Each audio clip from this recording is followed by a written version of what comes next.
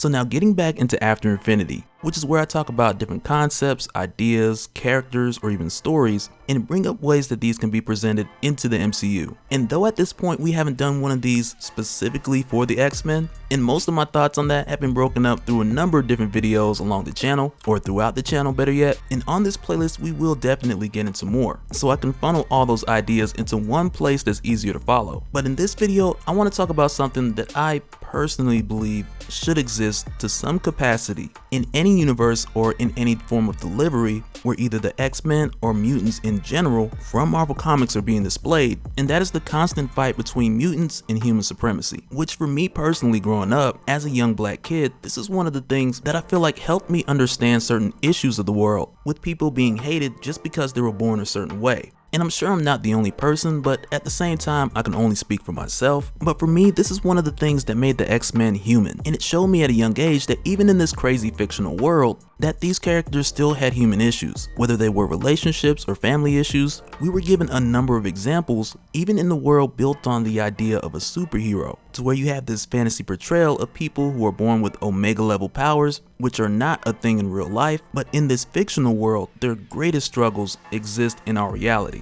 And that's why I strongly believe that wherever these characters go, in whatever form of media they're displayed in, they have the opportunity to show us that at the end of the day, there's nothing wrong with you because you were born different or because you look a certain way. And this has always been a huge part of the X-Men comics or even the animated series, to find a creative way to hold a mirror up to the rest of the world and show a number of people a reflection of themselves, which possibly many wouldn't receive had it been done showing just a black person or a white person. It's very possible that many people would have just ran away at the idea of the conversation.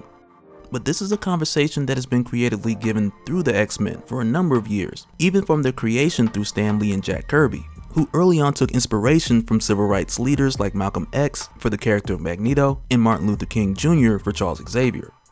But on top of this brilliant idea, the X-Men grew even bigger when writers like Chris Claremont came aboard and brought in other characters like Len Wein's Wolverine, Storm, Nightcrawler, and a number of others, which spun off the creation of a number of other teams and even took them on cosmic adventures.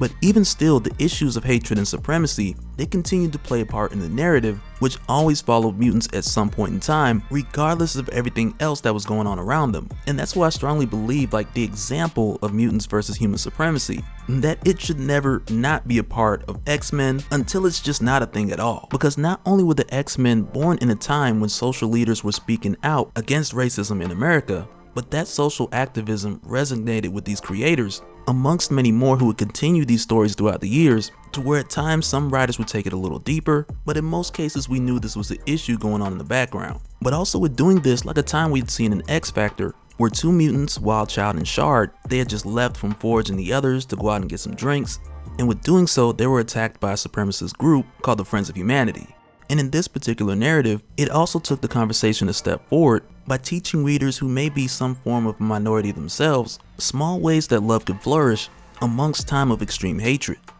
But all in all, with mutants dealing with this conflict, we were also given examples with groups like the Acolytes, who were just one example of many, who sided with the beliefs and vision of Magneto and took it to the extreme, which in the comics I felt like is also something that was necessary to see, because once again it holds the mirror up and it shows us an example of so many different factions of our society, and it gives us this parable, if you will, and reflects not only how bad things have gotten out of control in our history, which are still going on to this present day, but it also finds a way to remind us that some of the most terrible moments that we've seen happen in comic books, that they weren't the parts that were just made up out of someone's imagination, but rather a lot of these moments they were taken from events and current instances that either happened in real life at some point in history, or they reflect what this poison in society is portraying even in modern day. But I really want to emphasize, like even with mentioning this, I really feel like Stan Lee expressed it in one of the best ways, because in a number of interviews when he talked about applying social matters into comic books,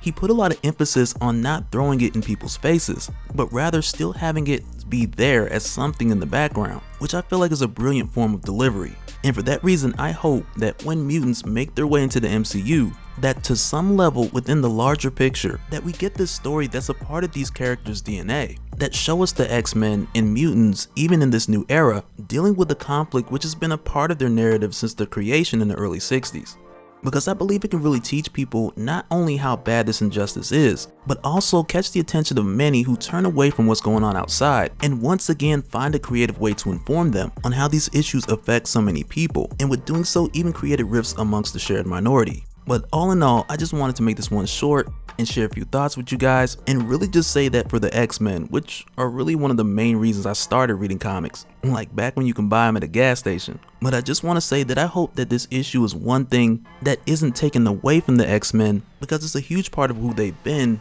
and also who they are. And if that's ever taken away, then it's just not the X-Men. But that'll do it for this one, guys. And real quick, I just want to give a shout out to all the Patreons. Thank you guys for all of your support. It's very much appreciated. And I can't express to you guys enough how much it means to me to take the time and do videos like these once in a while, which may not necessarily be the popular topic amongst the number of comic book fans, but I do appreciate that we at least have the opportunity to share a few of the reasons of why these characters mean so much to us. But that'll do it for this one, guys. Be safe out there, be sure to vote, but also just be kind to one another. But that's it for now. I'll see you guys on the next one.